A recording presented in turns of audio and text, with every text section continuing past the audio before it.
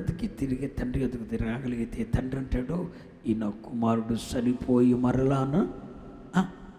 తప్పిపోయిన కుమారుడు ఇంటికి వచ్చినప్పుడు తండ్రి ఏమని సాక్ష్యం ఇచ్చాడండి? నా కుమారుడు చనిపోయి మరలా బ్రతికాడు. అంటే దేవుని విడిచిపెట్టిన వాడు, తండ్రిని విడిచిపెట్టిన వాడు, దుష్ట స్నేహాలు చేయడానికి వెళ్ళిపోయిన వాడు ఎవడు చచ్చినవాడితో సమానం కాదా? దేవుని విడిచి లోకంతో కలిసిపోతున్నావే, లోక సాంగత్యంతో జీవిస్తున్నావు, నువ్వెవరు?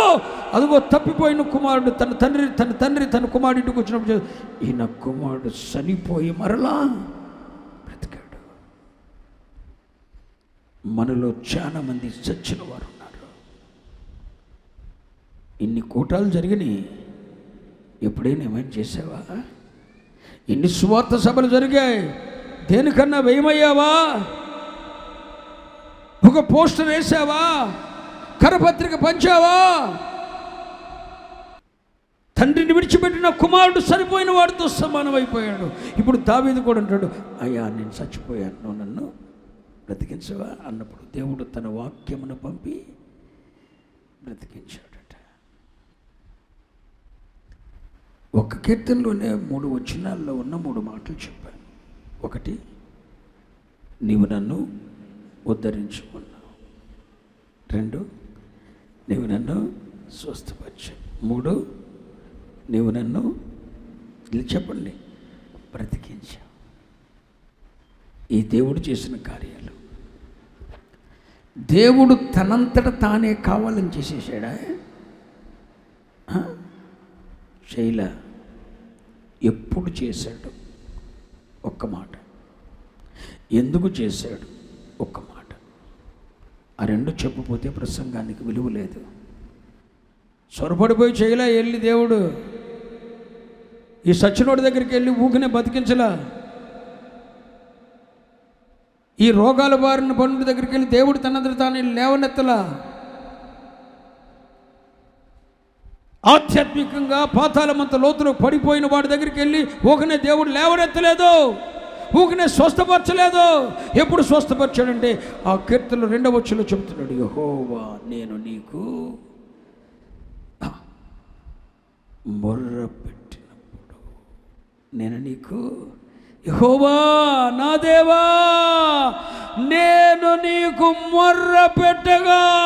సభలు కూడా దేవుని మహిమ పరచు. నాకు విడుదల కావాలి, చచ్చిన స్థితిని నేను బ్రతకాలి, నీ కొరకు నేనేమైనా చేయాలి, వ్యయమైపోవాలి. నీ సాక్షిగా ఈ కాళ్ళు చేతులు ఉన్నప్పుడే, ఈ ధనం ఉన్నప్పుడే, ఐశ్వర్యం ఉన్నప్పుడే, ఈ బలం ఉన్నప్పుడే, ఈ కంటి చూపు ఉన్నప్పుడే నీ కొరకు ఏదైనా చేయాలి. నన్ను బ్రతికించవా. పాతాళంలోకి వెళ్ళిపోయినయ్యా, నేను రాలేకపోతున్నాను. ఆ తెలియని వల్ల పడిపోయినయ్యా, బయటికి రాలేకపోతున్నాను. ఈ పాతాళంలోకి వెళ్ళిపోయినయ్యా, అగాధంలోకి వెళ్ళిపోయినయ్యా, భూమి యొక్క గడియలు వేయబడ్డాయ్యా. నేను రావాలని ప్రయత్నం చేసినా నా వల్ల కావట్లేదయ్యా. ఈ తలంపుల్లో నుండి, ఈ దుష్ట తలంపుల్లో నుండి, ఈ ఇష్టంలో నుండి, కోరికలలో నుండి అయ్యో నాకు నేను విడుదల పొందలేకపోతున్నాను. మొర్రపెట్టా, నాకు విడుదల కావాలి. ఈ పాతాల గర్భంలో నేను బయటకు రావాలి. గడియలు వేయబడ్డాయి, నేను రాలేకపోతున్నాను, నా వల్ల కావట్లేదు. మేలైనది చెయ్యవలెనన్న కోరిక నాకు కలదు, చేయుట నా వల్ల కావట్లేదు. Please help me.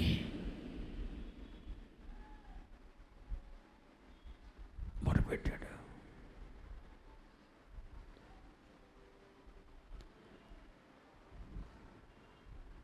అయ్యా ఒంటి నిండా గాయాలే, నన్ను స్వస్థపరచు. రోగం వస్తే ముందు డాక్టర్ దగ్గర పరిగెత్తుతావు తప్ప దేవుణ్ణి అడుగుతావా? అడగవు నువ్వు. వైద్యం కోసం లక్షలు ఖర్చు పెడతావు, కానీ దేవుని పరిచర్య కొరకు, ఒక సువార్త సభ కొరకు వ్యయమైపోతావా? అవో.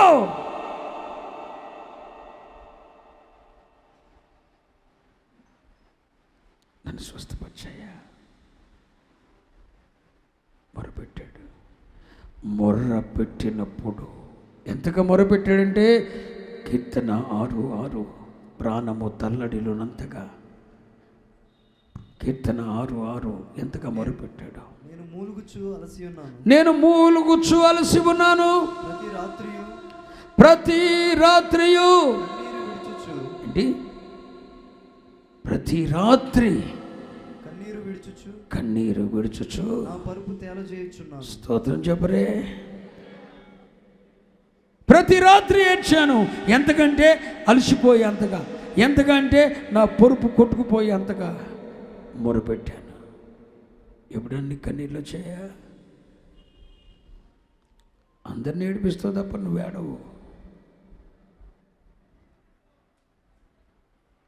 ఏడ్చి ఏడ్చి కన్నులు కొండలు పడిపోయాయండి. నా జీవితంలో దేవుని సన్నిధిలో ఏడవని రోజు ఏదైనా ఉందా అని ఎదుక్కుంటే నాకు కనపడదు.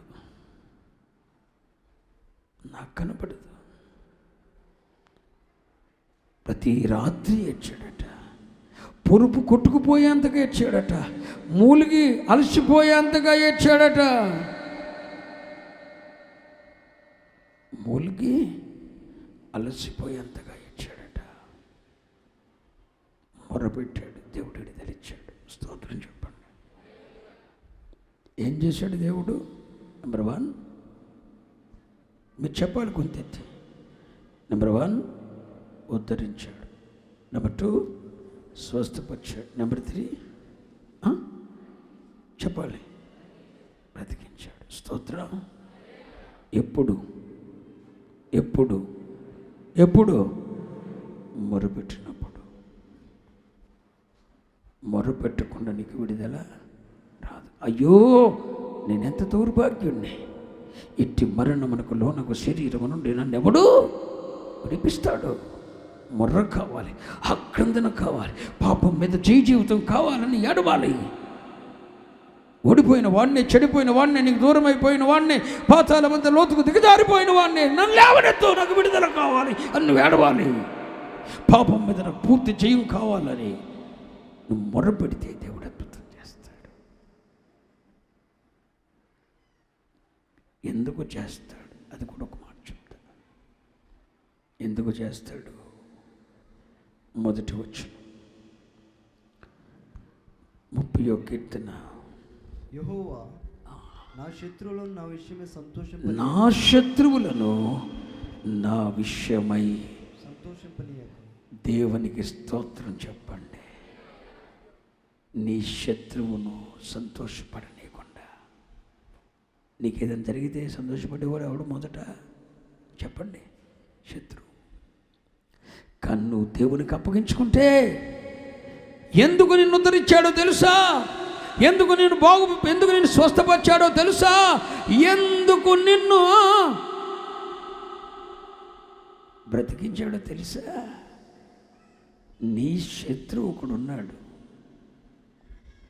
మనకు శరీర సంబంధమైన మనుషులు ఎవరు మనకు శత్రువులు కాదు. ఎస్ ఆర్ నో చెప్పాలి. శరీర సంబంధమైన వాడెవడు, ఈ శరీరంతో ఉన్నవాడెవడు మనకు శత్రువు కాదు. మనకు విరోధి ఒకడున్నాడు, అపవాది. మనకు విరోధముగా పనిచేస్తున్న ఆత్మలున్నాయి, దురాత్మల సమూహాలు. ఆ శత్రువు సంతోషపడకూడదని, ఆ శత్రువును సంతోషపరచక, ఆ నీ శత్రువును సంతోషపడనీయక, నీ తల నీ శత్రువు ఎదుట ఎత్తటానికి నీ దేవుడు నీ విషయమై అద్భుతములు చేయటానికి పూనుకున్న శుభదినమని ప్రకటిస్తున్నా. ఒకవేళ నీ నాశనాన్ని సంతోషపడే శరీర సంబంధమైన శత్రువులు ఎవడైనా ఉన్నా కూడా నిన్ను బట్టి ఎప్పుడు వాడిని సంతోషపడినీయుడు. ఒకసారి నాకు పెద్ద ఆయాసం కలిగింది దేవుని మీద. హలో, వింటున్నారా? దేవుని మీద ఆయాసం వచ్చింది నాకు. ఆసాపులాగా భక్తిహీనులు ప్రబలుతున్నారు. నీ పిల్లలమైన మాకు శ్రమలు మిగులుతున్నాయి. ఎందుకు నువ్వు ఆ శత్రువును వదిలిపెట్టావు అని అడిగితే ఆయాసపడ్డాను దేవుని మీద. నా శత్రువుని ఇంకా ఎందుకు నా కళ్ళెదుట ఉండనిస్తున్నావు? వాడికి నువ్వు ఎందుకు కొరాహు, దాతాం, అభిరాములకు తీర్చిన తీర్పు నువ్వు ఎందుకు చేయలేదు? నేను ప్రభు మీద ఆయాసపరిచినప్పుడు ప్రభు అన్నాడు, కొరాహు, దాతాము, అభిరాములు చేసిన తప్పు చిన్నది కాబట్టి ఆ రోజు పనిష్మెంట్ అయిపోయింది. కానీ వీళ్ళు చేసింది చిన్నది కాదు, చాలా పెద్దది. నా స్వరక్తం ఇచ్చి సంపాదించిన సంఘాన్ని పాడు చేయాలనుకున్నారు కనుక వారికి నేను వేసే పనిష్మెంట్ గొప్పది అన్నాడు. ఏంటి ప్రభా అంటే, ఈ పరిచర్య నీవు ఆకాశమంత మట్టుకు ఎదుగుతుంటే, కొరాహు, దాతాం, అభిరాములు ఆ రోజు సచ్చారేమో, కానీ వీళ్ళు అనుక్షణం చస్తూనే బ్రతకాలి. నీ ఎదుగుదలను చూసి, నీ ఆత్మీయతను చూసి, నీ ఎదుగుదలను చూసి, నీ పట్ల నేను చేస్తున్న కార్యాలు చూసి, ఆకాశమంత ఎత్తు ఎదిగిన ఈ మహావృక్షాన్ని చూసి అనుక్షణము కుళ్ళిపోయి వేదనతో క్షణక్షణం నరకను అనుభవిస్తూ సావాలి. నీ అభివృద్ధిని కనులారా చూడటానికి వారిని ఉండనిస్తున్నాను. ఆయన మనసు వేరండి, మన మనసు వేరు. ఒకవేళ నీ నాశనాన్ని కోరుకుంటున్నా, నీ వ్యాపారాన్ని నష్టపరచాలని కోరుకుంటున్న శత్రువు ఎవడైనా ఉంటే వాణ్ణి కూడా నా దేవుడు నీ విషయమై సంతోషపడనివ్వడు. అపవాదిని సంతోషపడనివ్వడు. నీ నాశనాన్ని కోరుకుంటున్న నీ శత్రువు కూడా సంతోషపడనీయకుండా ఉండటానికి నువ్వు మొరపెడితే నిన్ను ఉద్ధరిస్తాడు, నిన్ను స్వస్థపరుస్తాడు, నిన్ను మాట్లాడరే బ్రతికిస్తాడు. అర్థమయ్యింది అన్న వాళ్ళు దేవునికి స్తోత్రం చెప్తారా? నాతోనే దేవుడు మాట్లాడి ధైర్యపరిచాడు, నేనేం చేయాలో తెలియజేశాడు అన్నవారు బిగ్గరగా స్తపట్లు కొడుతూ దేవుని స్తుతిస్తారా?